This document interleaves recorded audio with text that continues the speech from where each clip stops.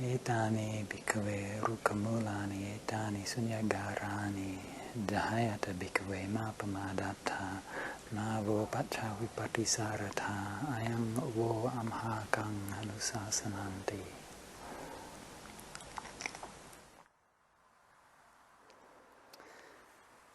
So that little Pali phrase that I just recited is one of the common stock phrases we find throughout the suttas, throughout the earliest strata of the Buddhist scriptures. And roughly translated, it says something like, here are these empty huts, here are these roots of trees. Meditate, do literally jhayata, literally do jhanas. Don't be negligent, mapamadatta, mavo pacha vipatisarata. Don't regret it later. This is our instruction to you. This is our anusasana. This is almost like literally, this is the teaching. This is what I have to give you. And the Buddha usually prefaced that saying by saying, "I've done for you what a teacher should do out of compassion, who wishes the welfare of his disciples." Yeah. Now, the point of this saying is to say, well, now the rest of it's up to you. He's already done his bit. So the Buddha's job is to teach the Dhamma, to show the way. Then it's up to the disciples. So this aspect of Buddhism is something which is not easy to accept sometimes. I remember my first failed attempt at interfaith dialogue was when I was just arrived at Wat Nanachat in Thailand.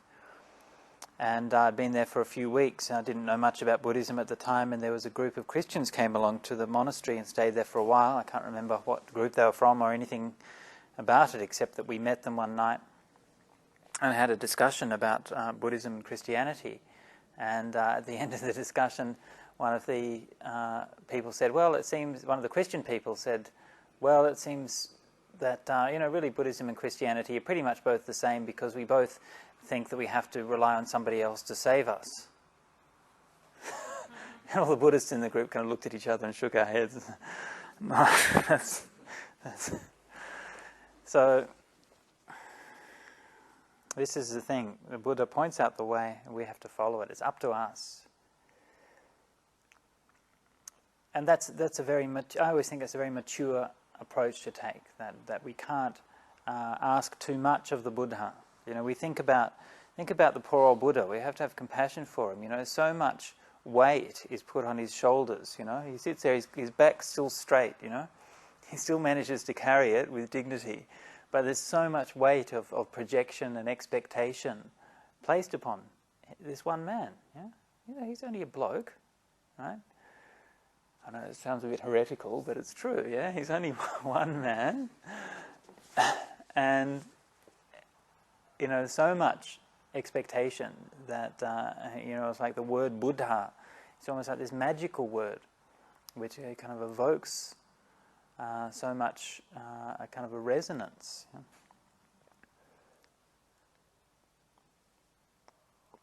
But what the Buddha was always wanting and pointing to was asking us to practice, and makes that very pointedly in the Mahaparinibbana Sutta, where he's just about to pass away, and just as he's lying on his deathbed, then the gods come from all the four directions and start sprinkling petals and flowers all over him, and making offerings and worshipping.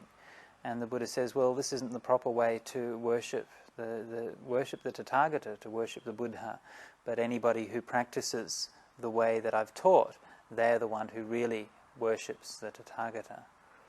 So this is something that's always to bear in mind, yeah.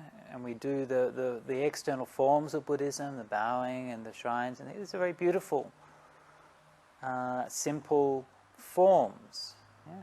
And they help us to evoke a certain direction in our mind, so to raise the qualities of the Buddha to our minds. But that's all. That's not the essence of the practice.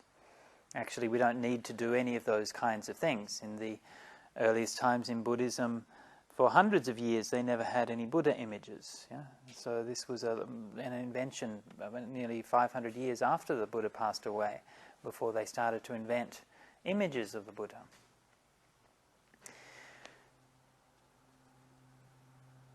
So come back to practice, and of course practice encompasses our whole life. It encompasses every breath we take.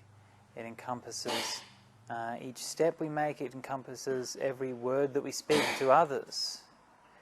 It encompasses the choices that we make in how to live, how to make a livelihood, how to be with our family. All of those things come within the realm of practice in Buddhism. But when we talk about practice more specifically and more directly, the core of practice, the heart of practice, then we talk about meditation, the idea of meditation. And Buddhism, of all the religions in the world, is the one which is the most centered and based upon the practice of meditation. And certainly it's true that meditation is found within all of the religious traditions in the world. The Christians have meditation, the Muslims have their Sufis, there's a strong meditation tradition within Hinduism, Jainism, Taoism. But nevertheless, it's in Buddhism specifically where meditation is the most central practice, and that's of course symbolized by the fact that the Buddha image is the image of a man sitting in meditation.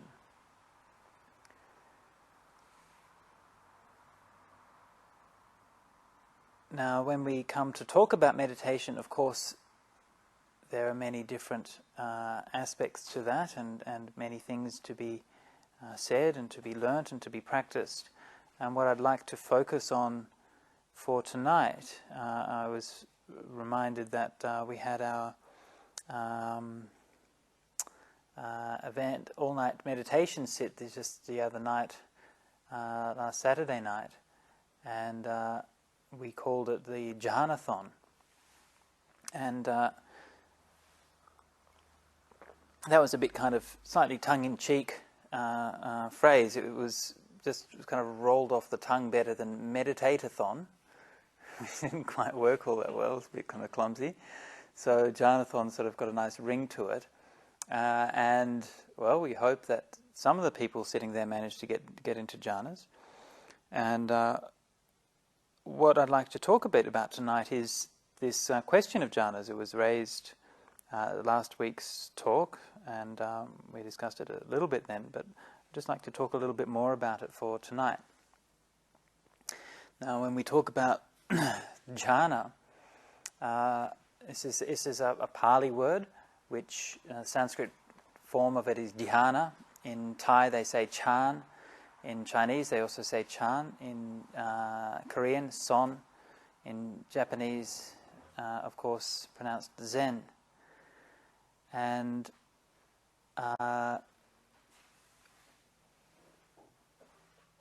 when we use it within Buddhism, it refers to a specific and fairly clearly and consistently defined set of progressive mental states. Okay, so these are like attainments of deep concentration, and deep clarity, and deep purity of mind, which can be reached through the practice of meditation.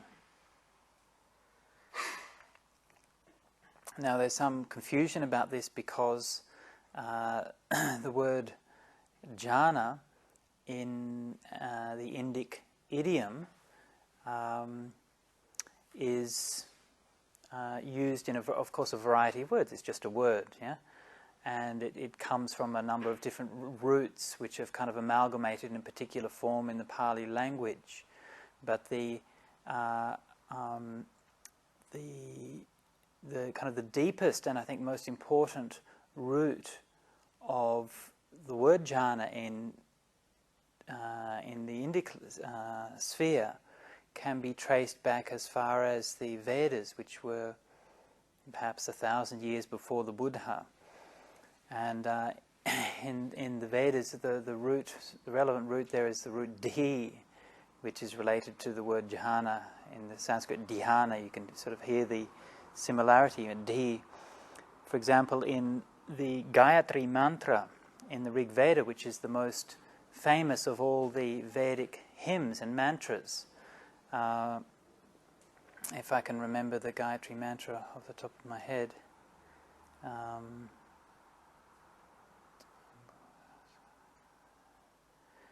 Tad Savitur Varenyang is it starts out that Tad Savitur Varenyang Bhargo Devasya Dimahi, something like we lift up our contemplation to that radiant, shining, the rising sun, which is the divinity, that excellent divinity of the dawn, something like that. And then the next line is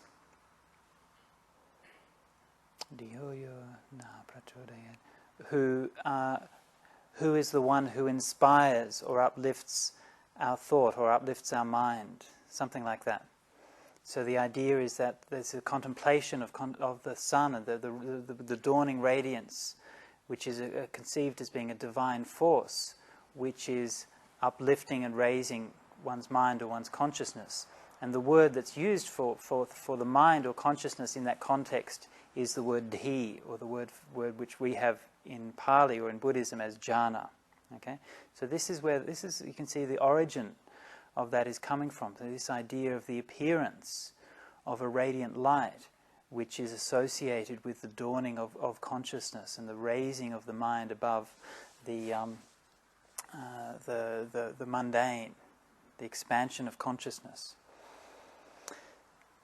In the Pali scriptures, in the Buddhist texts, the jhana is used in a variety of different contexts and ways. But when it's used specifically in the context of meditation, it's used in quite a specific way. And it's important to be aware of this. It's never used in a general sense to mean just meditation. Okay? Now, often when we read translations of Buddhist scriptures, they will translate the word jhana as meditation, right? And it's quite an incorrect translation. So you should be aware of this. So, for example, the passage which I just recited at the beginning of the talk, practice jhanas, is what the Buddha says, but they translate it as meditate, and that gives you quite a different spin on it. Yeah, you think that the Buddha is saying just do meditation. Actually, what he's saying is do jhanas. Right? Now, when we look at the way that jhanas is defined specifically within the early scriptures, it's always what we call the 4 jhanas. So this is like 4 stages of concentration, 4 stages of deep meditation. And it's always very consistent. It's described in the same way in countless passages, and it's described in exactly identical form across every school of Buddhism and every known recension of the Buddhist scriptures, right, is described in exactly the same way. When we encounter that phenomenon, when we encounter the fact that something appears so consistently throughout Buddhist scriptures, from Sri Lanka to Kashmir to Japan, then that tells us that there's something very central about that passage. Nobody wanted to change it. There's something quite specific in the way that this is meant to be described.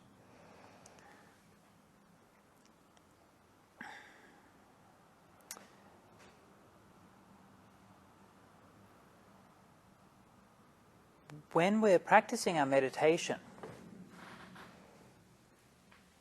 we sit down to meditate. We adopt the posture of meditation. We set our body in a certain way. We withdraw our mind into ourselves. We focus on the present moment. And we devote ourselves, paying attention to a specific meditation object. Okay? Now that meditation object may be meditation on the breath, it may be meditation on loving kindness that we did earlier, it may be meditation on a candle, it may be meditation on a meditation word, maybe we choose Om or Buddha or something as a meditation word, it may be a kind of visualization, maybe meditation on feelings or sensations in the body, or and so on and so forth. Many different kinds of things we can learn to meditate on. The choice of meditation object is important. Yeah? It will affect how the meditation goes. Yeah? But the choice of meditation object is not the crucial thing. Okay, that's like, somebody offers you an apple juice or an orange juice or a mango juice or something like that. Maybe you prefer one or the other, and maybe one or the other is better for you or something like that. But actually at the end of the day they'll all quench your thirst. Yeah? So it is important to choose our meditation object carefully and to develop it in the right way. But at the end of the day, that's not the point. The point is not the actual meditation object that we're using. At the end of the day, the important thing is, how are we able to purify our mind? Okay, that's what we're meditating for.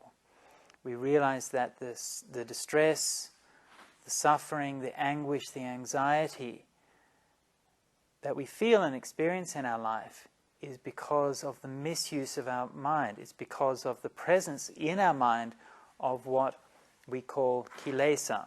It's the Pali word kilesa, the Sanskrit they call klesha. And it's sometimes translated as defilement, sometimes as afflictive emotions, or unskillful qualities of mind, however you want to choose to define that or translate it. So, according to Buddhist psychology, the stress and anxiety that we feel comes from these kilesa, these qualities of the mind which appear, okay, and which cause us stress. And the essential point is that they do not have to be there. Right? Those defilements, those distortions, corruptions in the mind are just things that pass through. They're behaviors of the mind. They're not the essence of the mind. I mentioned at the beginning, that we don't have an idea of original sin in Buddhism. Yeah? So we don't have any idea that there's this kind of underlying corruption which is in the mind. We don't have these things aren't intrinsic. It's just that these things pass through. They're called agantukehi. They're called these transient, like wandering through, these defilements which wander through the mind. So they don't have to be there. Okay? We can act in such a way, act with our mind in such a way as to dispel them, as to leave them behind. Right? When we do so, we experience an unparalleled sense of joy, of ease, and of light. Now, during the course of our meditation, as we're going little bit by little bit, we'll learn to abandon these things bit by bit. Okay? And the peace that you feel in your meditation, whatever peace, whatever joy, whatever lightness you feel at the end of your meditation, is the result of having abandoned some of these defilements. Okay? To a certain degree. Okay? So we abandon them bit by bit during the meditation. Every moment of mindfulness, then the defilements won't coexist with these moments of mindfulness. So the more we can make our mindfulness continuous, then the defilements won't arise. Okay? If we're able to make our mindfulness uninterrupted, every moment, constant, then there's no opportunity for the defilements to arise within that. Now, according to the theory of Buddhist psychology, these defilements or negative tendencies of the mind arise at 3 levels. The most coarse level is on the level of behavior. Okay, so behavior through body and speech. So that means we actually do unethical actions, yeah, and we transgress in a way that causes harm to ourselves or others. We break the law, or we hurt somebody, or something like that. And that's the coarsest level. And those kinds of defilements are overcome through keeping our precepts, okay, so through ethical conduct. We overcome that level of defilement. That's the coarsest level. The next level of defilement is at a more subtle level, and that's the level of mental, the arising of mental unwholesome or unskillful qualities, such as feelings of anger, aversion, feelings of greed and covetousness, the restlessness of the mind, anxiety, stress in the mind, and so on. These things all come up at that level. And that level, that second level, is abandoned through the practice of meditation, specifically through the practice of jhana. And then finally is the third level of the defilements, which is what we call the underlying tendencies. Okay, we call anusaya, and those underlying tendencies are overcome through the development of insight. Okay, and the abandoning of these three levels of defilements happens in progressive order. We can't skip over stages. We can't just go from one to the other. We can't, for example, leave out practice of ethics and think, oh, that sounds too boring. I'm going to just jump over that and get into the good samadhi stuff. That sounds like much more fun. Yeah, it doesn't work. Well, actually, the problem is that it does work, and that's the problem. The problem is you can actually leapfrog over these things, right, and experience something which is on the far side of it, yeah, for a while, yeah. But you haven't built up the stability. So, for example, you can live a very dissolute, indulgent life, go on a 10-day retreat, yeah, bash your head against a wall for 8 days, and then on the 9th day find some peace of mind. Think, oh, that's really terrific. And then you can go back to doing what you were doing before. Yeah? So it's possible to do that, but there's no stability. So this again leads to an even stronger sense of delusion. We haven't developed things gradually, and so that the proper development isn't there. So if we're developing it properly, we have a good basis on sila, on our precepts, and we develop the samadhi, the concentration of mind, which is always defined as the 4 jhanas. Now when we come to talk about the jhanas themselves, remember that the jhanas are the result of meditation. Right? So you can't do jhanas. Right? Jhanas are the result of stopping doing. Okay? Precisely. When we stop doing, that state of mind is what we call jhanas. So what we do when we sit to meditate is we develop those qualities of mind through our meditation which are conducive and helpful and supportive to the mind attaining jhanas. And each step of the way, as we practice deeper and deeper and deeper, we feel that sense of letting go, the abandoning of the unwholesome, unskillful qualities, the defilements, and the strengthening of our mindfulness, of our clarity, of our peace and tranquility, and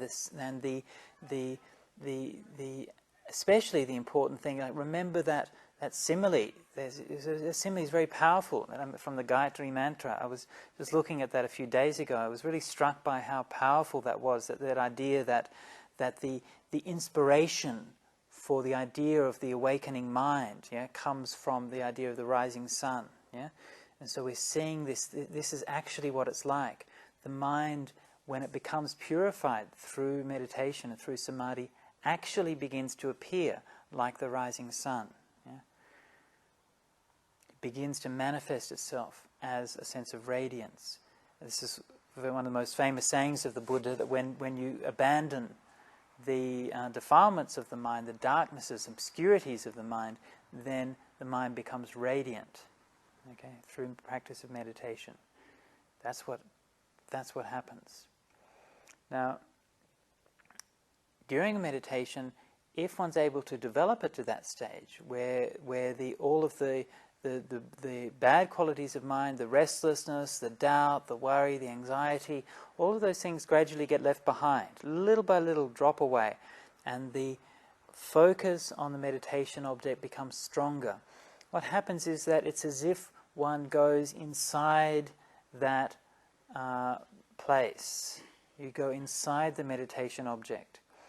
So it's a great mistake to think of these things of jhana or samadhi as being narrow or constricted states of mind. They're the very opposite of that. They're very broad, very expansive states of mind. And when the Buddha was speaking of them, he would describe them with words like apamana, is immeasurable, vipula is extensive, mahagata is grown great. So all of these words inside, there's no boundaries, there's no limits on the sense of awareness.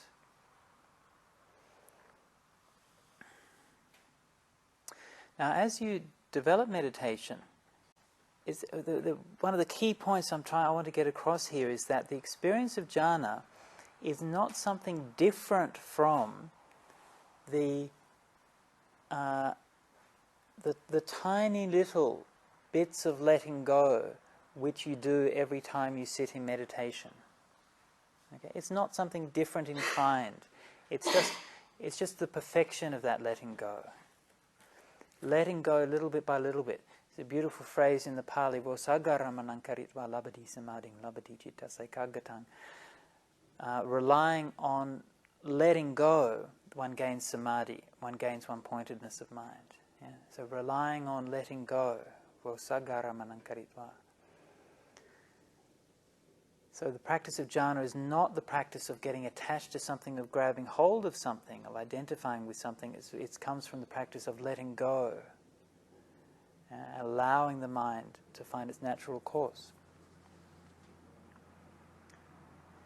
I'm sure many of you have experienced when you try to sit down to meditate, you try to watch your breath, and you get this feeling of tightness that comes in when watching the breath or whatever meditation you're doing. But it actually is one of these things which is clearest in breath meditation. And you feel you want to watch the breath and feel relaxed with it and at ease, and actually you find yourself getting tight. Yeah? You find you're getting cross-eyed. Yeah? Your forehead starts to crease up. Yeah? Your belly can start to get tight. And then when you begin to see through that, not by forcing and not by doing, there comes a time when the mind lets go of that. Yeah? And then you can actually find peace with it. Yeah? That's what we mean by letting go. It's not something you can do. It's something that that happens when the mind is ready. It just does that. And then you realize that tightness I had around that, it's just not there anymore. Yeah? That's that going. So that's very much the experience of going into jhana, is something like that.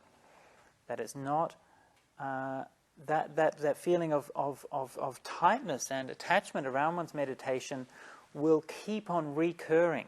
Right? So when you've let that go around the breath, tightening around the breath, you let that go, you think, oh, okay, I've let that go, that's good. And that's attachment again. Yeah? Because you've attached to the idea of letting go of the holding on. Yeah? And so then that will gradually build up again, and the tightness will build up again, and then you let go of it again, and it goes through these cycles of holding on and then letting go. And this is just the process of the mind coming into balance. And eventually, when that process reaches its perfection and its culmination, it's almost like this excruciating, agonizing feeling of this incredible subtlety of watching your meditation object, what's the meditation object, and then being able to let go of it. And the letting go at that stage again happens completely free of any act of will. Right? It just happens.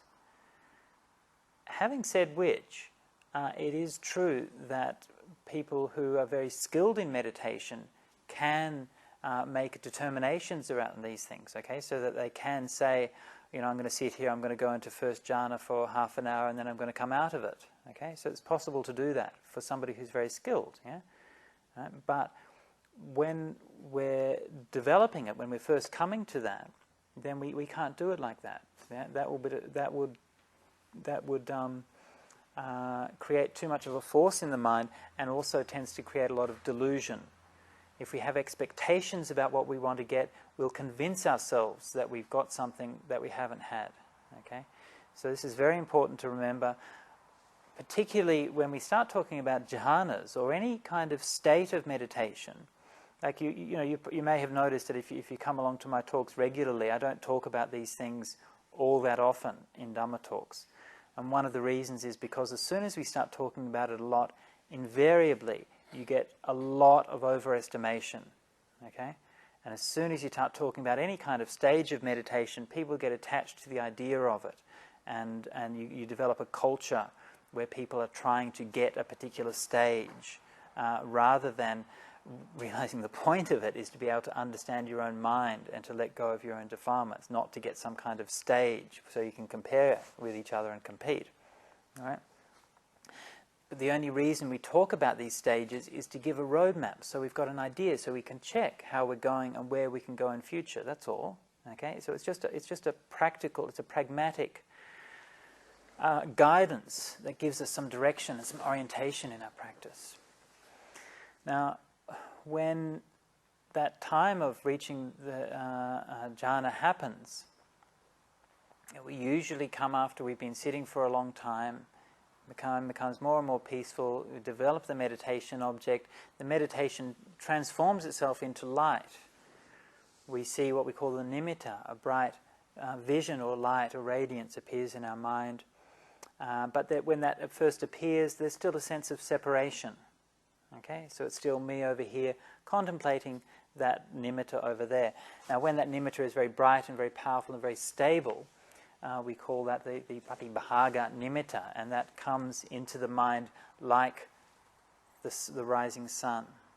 Okay, it appears with the power and the glory of the rising sun, and it chases and forces out of the mind any kind of darkness, any kind of tiredness, any kind of restlessness. But there's still a degree of separation there, so we don't call this jhana. This is what we call upachara samadhi. And that state of upachara samadhi is neighborhood or access concentration. The best translation is threshold concentration. It's on the threshold of jhana. That is a very beautiful state of mind. It's very subtle, it's very powerful, and it can last for a long time. Okay, so you can be in that state of threshold concentration for anywhere. If it's less than 20 to 30 minutes, then I wouldn't consider it to be proper threshold concentration or upachara samadhi, but it can last for several hours. Okay, so you can be in that state for several hours without going into jhana. The word threshold concentration, that's what it really means. So this is why I don't like that. Sometimes it's translated as neighborhood concentration, but neighborhood means down the street and round the corner, okay? That's not what upachara is. And sometimes it's translated as access, but access means like the way you get into something, but that's not what upachara means. Like the literal word upachara means the front porch, okay? So the bit out here where the step is, in Pali would be called the upachara of this room, okay? So that's what it means. It's literally the threshold. It's just a step away. So that upachara is literally a step away from the jhana. And there's nothing that you can or should do to step from one place into the other. Okay? In fact, what you have to do is precisely to stop doing. And so this is why Ajahn Chah would say, you have to get to that place where you don't step forward, you don't step back, and most importantly of all, you don't stand still. Yeah? Because standing still is just another doing, right? During the whole meditation, when you're developing meditation, that's what you do, isn't it? You try to stand still, yeah? And you try to stand still with your meditation object. And that's still another doing, is the standing still. So you have to get to that place where you're not even standing still. And when that happens, when the will lets go of itself, then the mind comes into a sense of unification. Now, the synonym for jhana or samadhi in the Buddhist scriptures is always, it says one-pointedness of mind, citta ekaggata. And that is, I think, based on a profound meaning of one-pointedness of mind. The Buddha always said that these states of jhana and states of samadhi are very profound states. They're not something which is necessarily easy to attain. They're not something which can be developed through casual application. They're things which is an inherent potential of the human mind. They're things which can and probably are attained by quite a few people, and can be, because people have very different spiritual sort of talents, just like any other skill. Development of meditation is just like any other skill, and people vary widely in their aptitude. And so some people can, no doubt, like the story of the Buddha, the Bodhisattva, sitting when he was a young boy and sitting in meditation under the tree and just sort of going naturally into jhana. And to me, that aspect of the Buddha's biography seems very, very realistic. And I'm sure that happens actually quite a lot. I've talked to, for example, a friend of mine is a meditator and a very, very reliable monk who's had a lot of experience since being a monk with samadhi and jhana practice. And he told me that he had an experience when he was a young man, before he was a monk and before he'd started meditating. And looking back on it now, he thinks that was an experience of jhana that he got into, or at least certainly very close to it. Unfortunately, he was driving a car at the time, so it wasn't actually a particularly skillful use of the mind. He did have a car crash, but these things can happen. So it can happen through more or less like just the natural mind naturally flowing in a direction. And that's, in a way, the best way that it can happen, because it's not the result of a technique. And this is what we can often mistake, is we mistake we think it's the technique that's done it for us. And this is going to get us into jhanas. I've known many monks, for just an example, who have heard of good meditation monasteries, lots of people doing jhanas in those monasteries. For example, the most popular one in recent years has been the Pa-Auk monastery in Myanmar, and a very good monastery, a lot of great meditation going on there, very good teachings on samadhi. And so monks hear about this thing, right, I've got to go there and get my jhanas, and they go there and it doesn't do anything for them, right? It's completely meaningless, right? Because it's not the technique, it's not the place, it's not the teacher, it's about the internal development.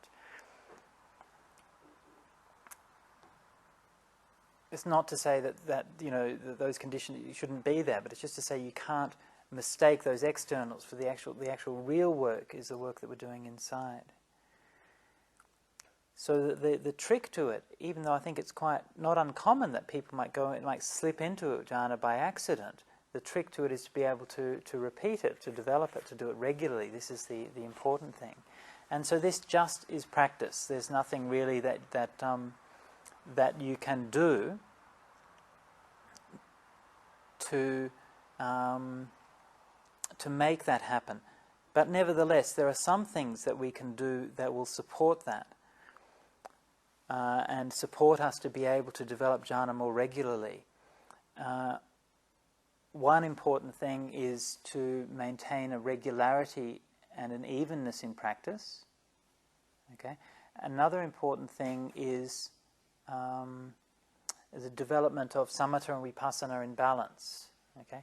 If we just devote ourselves purely to developing a concentration practice, just one thing only, then that can lead our mind into samadhi more quickly, but it will also lead to a certain fragility of mind and fragility of our meditation. If we combine that with development of vipassana and understanding of conditionality, understanding the nature of sense experience, all of these things, understanding the nature of letting go, then our meditation will be more balanced and more robust, okay, and will develop more evenly. So these are just some tips to help that happen more evenly. But then when it happens, it happens. And there comes that moment when one's been developing meditation, gone through all the stages, and then the mind comes together and we enter what we call the first jhana. And as I said, that's defined or characterized by one-pointedness of mind, and that one-pointedness is meant in a profound sense. Now, what I understand by that is that, first of all, it's one-pointedness of consciousness. That means that the 5 external consciousnesses cease. Sight, sound, smell, taste, touches don't exist anymore. Right? You can't hear anything. You can't feel anything with your body. If somebody comes up and touches you, then you won't feel it. Right? Somebody can snap their fingers next to your ears, you won't react to the sound. Okay? So external sense awareness has finished. Okay? The second thing is that in one-pointedness in time. Okay? So that that awareness stays the same for a long period of time. Okay? It's not shifting from one object to the other. If your mind is shifting from one object to the other, this is not one-pointedness. Okay? This is many-pointedness. So the mind, over a long period of time, sustains its attention on just one thing. And the third aspect of one-pointedness that I think is important is it means one-pointedness of object, or one-pointedness with the object.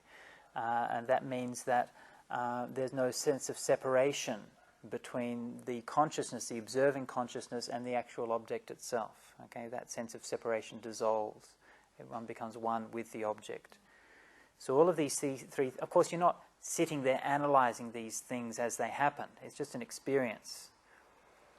But when reflecting on it afterwards, you can in fact reflect on these different aspects of it and to see whether all of these things were present during that experience.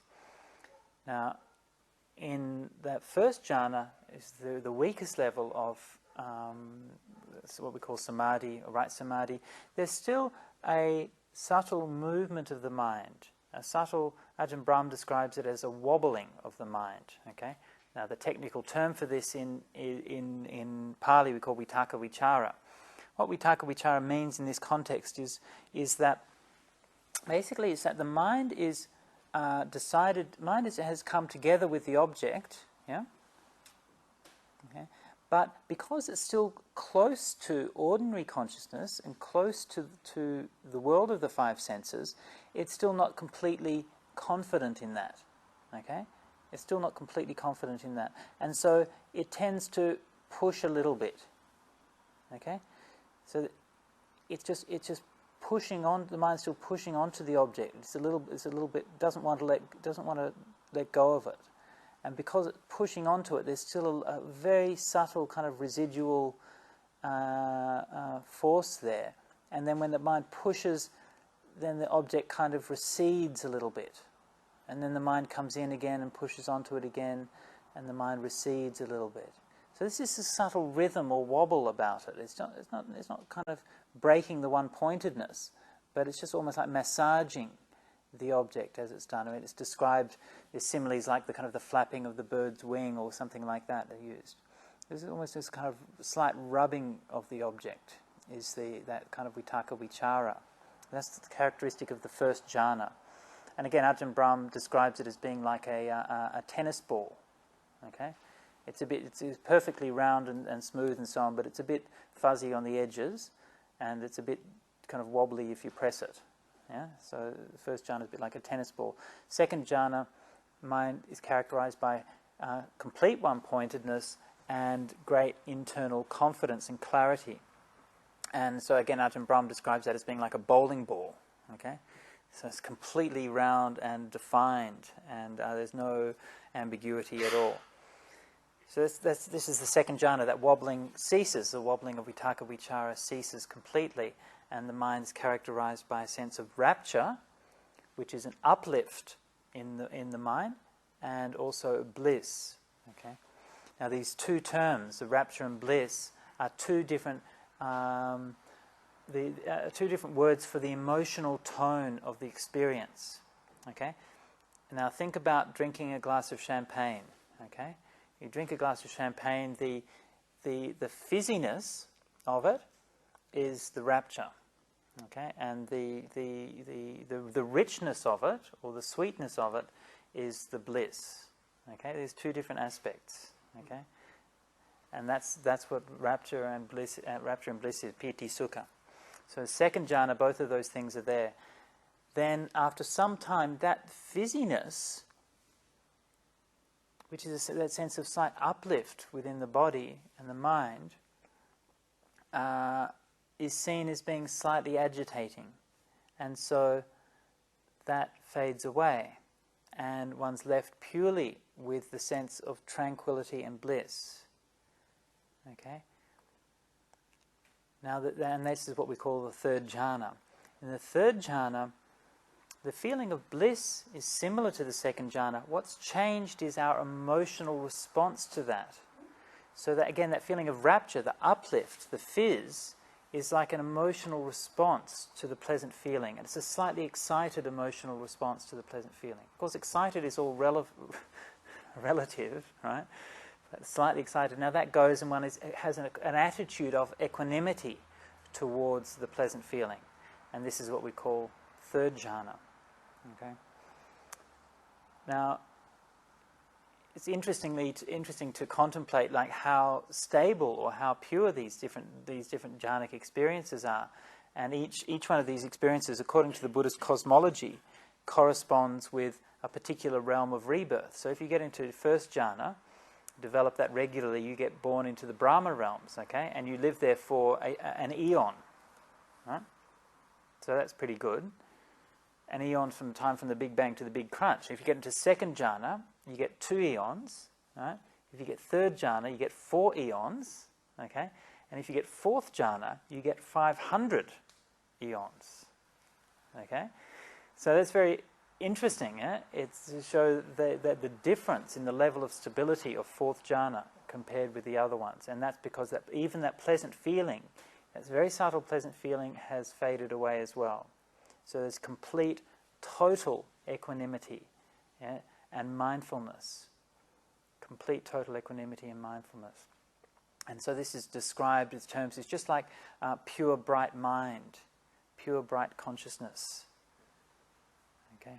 Now that fourth jhana is always regarded throughout the Buddhist scriptures as being the ideal foundation for the development of deep levels of insight. And countless times through the suttas we find the Buddha teaching these 4 jhanas, and then based on these 4 jhanas one develops various kinds of higher knowledges and understandings.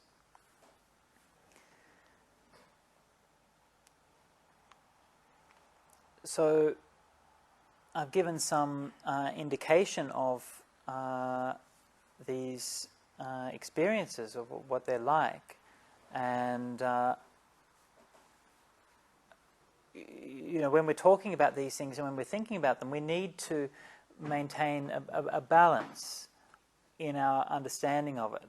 And so on the one hand, there's always this tendency to reduce jhanas and to treat them as being something which is quite mundane, something simple, it's easy to attain. Yeah? And there are quite a lot of Dhamma teachers out there who teach jhanas in this way. And they teach what I would believe are quite shallow states of concentration, and then will tell their students that they've got jhanas. And sometimes you can even find that the students will be skeptical about these claims. Yeah? On the other hand, there's another tendency to make jhanas into something which is completely esoteric, completely impossible to attain, just a kind of a fantasy of kind of spiritual supermen who can attain these things. Yeah? And again, I think that's too extreme. If we look at what the Buddha said that we can attain these things if we try, yeah? And if we put the work in, if we're dedicated, gradually, little bit by little bit, we can attain them because they are the natural potential of the mind. It's very important to remember that. It's not something, special or alien or esoteric or anything like that. It's just that ordinary peacefulness of mind which you have all experienced when you've gone out at night and you've looked at the stars and you see the vastness of space, yeah? And you've seen the lights shining there, and there's been a coolness and a sense of wonder. That same peace of mind, if you take that and develop that, is exactly the same thing as the experience of jhana. It's not something else. Yeah? So in our development of this practice, we keep this in the back of our mind, that, this is what we should be doing, this is part of the Eightfold Path. Whenever the Buddha talked about spiritual practice, he talked about the Eightfold Path, he talked about the 5 spiritual faculties, or the 5 spiritual powers, or the 4 iddhipadas, or the 7 awakening factors, or threefold training, and all the different ways that the Buddha talked about practice. And he always included the 4 jhanas, invariably. There's no exceptions to that. There's not one single major or important framework for practice in the Buddha's path where he leaves out the 4 jhanas. Okay? Nowhere. So they are an essential part of our practice. We should have the aim to be able to achieve these things. But we should go about that humbly and carefully, and in a simple-hearted and dedicated fashion. It's just, this is our job, this is our duty, we want to practice the Eightfold Path, we go about it in this way. As we're developing, as we're moving towards that, the good part about it is that we don't have to wait until the experience of jhanas itself to get the benefits. Each step of the way, we're finding a degree of peace of mind, a degree of happiness, a degree of contentment, which is giving nourishment to the heart. We don't have to wait till the end of the path before experiencing that. So this is my little talk for you this evening on jhanas and practice of jhanas, and hopefully you can all do it. So any comments or questions?